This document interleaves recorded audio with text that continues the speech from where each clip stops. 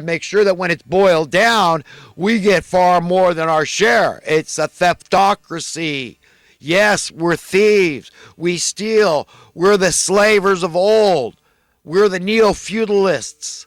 We believe in this stuff. You gotta steal. You gotta step on toes.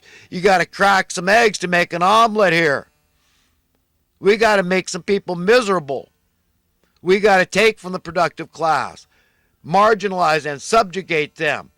Even though it's every nation's single greatest asset is the workers. We don't care. We don't value our conscience. We don't have anyone to answer to but ourselves.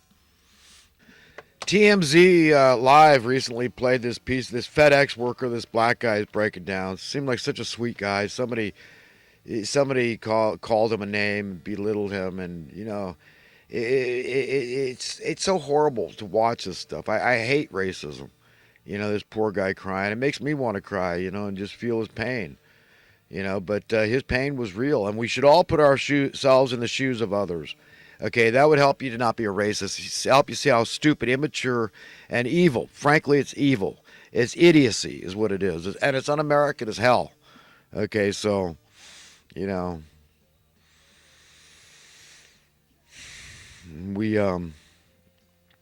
they're just mean people, and it's demonic, really. If you could view people's soul, you'd see, you wouldn't hate them. You would really pity them, because you see they're destined for Hades. I mean, when God has to decide, which side were you found worthy of deserving to go to? You don't want to go to Hades accidentally. That's why I try to make sure that you're on the side of whatever you say, God. A world without any form of money sounds good to me. I'll gladly serve. I just want to be appreciated for my work. Okay, I want to be useful to humanity, because if I'm not, then by default position, I'm going to be a useless pustule, and that's what I don't want to do. So I'm going to utilize my God-given talents and have people appreciate me and do something that's fundamentally purposeful and that's appreciated, useful, and that's going to give me the greatest satisfaction, gratification, and satisfaction I could ever derive from life. So, it's a very natural thing. The system can't break down as long as we all have that attitude. We don't need money, but what we want is full prosperity, a whole nother paradigm that we could gradually get comfortable with, because we can work it out. We can all have things our way. Okay, we can all have the best of everything, because the beauty is in the eye of the beholder. We don't all want the same stuff. We're all individuals, and as such, we all want individual stuff. But if we shared stuff, we could have extra houses all over the world. So no matter where you want to move on a whim, you could. Okay, that could be our reality in very extremely short order. We have that potential now. At this point in history, there's no reason in the world for anybody on earth to go without basic, essential human needs. Food, water, drinkable water, housing, and a modicum of energy needs. Okay, no reason in the whole world. And it's our planet, God's planet. By extension, it becomes our planet. We have a right to share in it. Okay, it's more than a right. We have a duty to be empowered with that knowledge and truth and believe it and say that makes sense, that's logical, that's reasonable, and you see what a departure that is from the current paradigm, the way it is right now, the unreality we're all forced to live in from birth. That you can be free in any way in the whole world your little heart imagines, but you cannot be financially free. Oh, unless you're a Rockefeller, a Rothschild, a Bush, a Clinton, or an Obama, one of those type of people.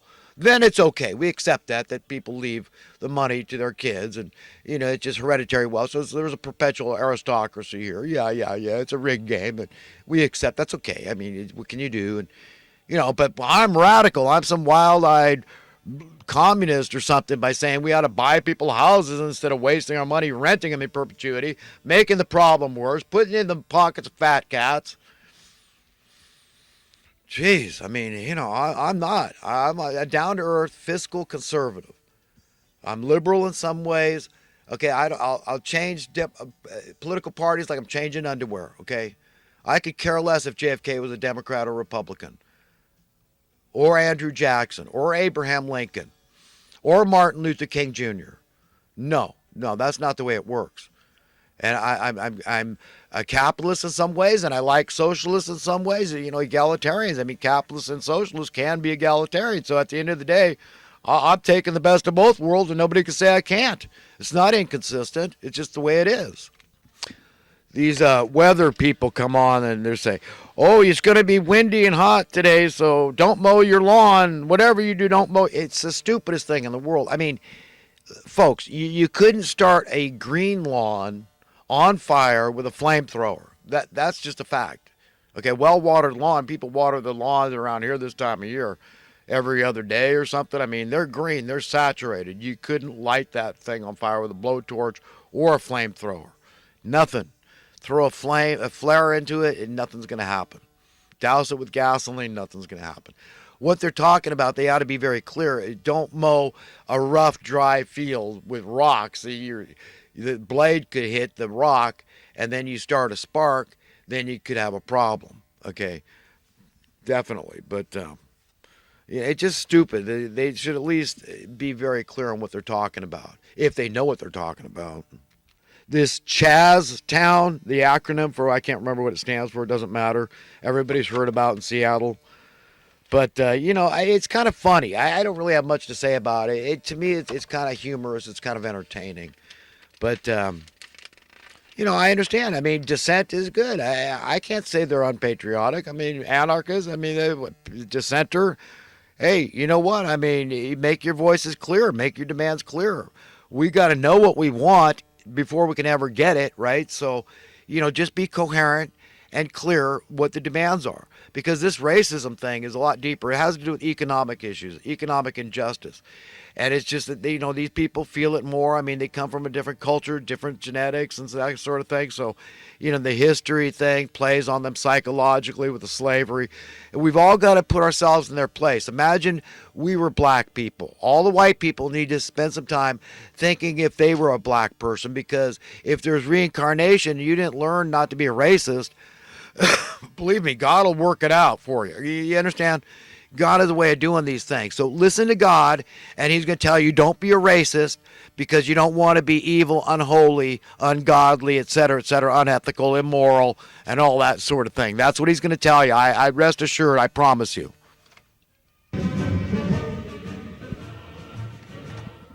All right, my friends, listen, I'm on to some thoughts from the last couple of weeks. Evidence that we are all indeed being molded by madmen is self-censorship. Though an action may be inarguably moral, ethical, and legal, the consternation one will very likely face for engaging in such an activity is intense. As such, it is powerful incentive not to engage in such an activity. And that is illogical. That is self-censoring based on nonsense and on madness. I must confess that when I was younger, I was a bit of a self-righteous, arrogant know-it-all. As such, among those like myself, accepting constructive criticism, such as being corrected, was very difficult to accept. And like they say, a tough pill to swallow. So thank God that as I got older and older, I realized more and more that the more I know I will never know everything. This knowledge has allowed me to abandon my former illogical ways. If anybody opposes universal prosperity on earth, I oppose them. And by the way, that prosperity has nothing to do with money, okay? It just has to do with access to everything you want, okay? What your little heart desires, as long as it's normal and sanctified from above. And humanity, there's no reason why all of us can't have our little heart's desires, okay? And live together in peace and harmony, safety, security, freedom, and prosperity. That's what we all want. And, if we're willing to offer that to others, our hearts are pure and clean, goodwill toward all man, we should be accepted into a better world. And that's all, the most we can ask for. That when we leave here, we get to go to a better place. There's life after life, eternal life. That's the promise. That's a promise. That's a reward for being good, upright, decent human beings that value conscience, integrity, honor. They're in their soul. Above all, your soul. Where we're going. It is said that behind every successful man is a woman. And of course, successful is subject to definition, as I've already pointed out. You're successful if you win friends for God. That's real success. That's his money. That's his treasure. That's what he wants. He wants you to win friends. Tell people, hey, you know what? God's a good God. Not responsible for anything bad ever before in history. Never will be responsible for anything bad, but only good. When we screw up because of free will choice. And we had to have free will choice to be made in the image and likeness of God. We had to do everything we do of free will and choice. And this paradigm holds true even if that woman is the one that gave him birth. That is to say that behind every successful man is a woman.